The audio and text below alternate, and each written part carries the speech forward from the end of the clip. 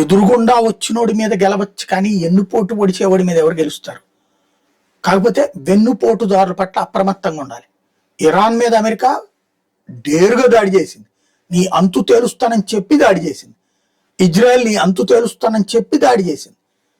ఆపుకోలేకపోయింది, కాపాడుకోలేకపోయింది. Iran దొంగచాటుగా దెబ్బతీలా, మిస్సైల్తో దాడి చేసింది, చెప్పి మరీ దాడి చేశారు.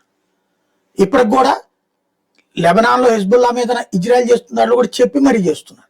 కానీ ఇరాన్ కానీ ఈ మత తీవ్రవాద సంస్థలు కానీ ప్రత్యక్షంగా ఏం చెప్పు, దొంగచాటు దెబ్బలే తెస్తుంటాయి. అందుకని ఇప్పుడు స్లీపర్ సెల్స్ ఎప్పుడో శరణార్థుల పేరుతో వెళ్ళి చొరబాటుదారులుగా వెళ్ళి శరణార్థులుగా అయిపోయి అమెరికాలో తిష్ట వేసుకుని అక్కడ ఉద్యోగం చేసుకుంటూనో వ్యాపారం చేసుకుంటూనో బ్రతికేస్తూ అవసరమైనప్పుడు ఉన్మాద చేష్టలకి తెగబడి ప్రాణాలు తీయాలన్న మత పిచ్చగాళ్ళు ఉంటారు. వాళ్ళ గురించి ఇప్పుడు అలర్ట్ ప్రకటించారు.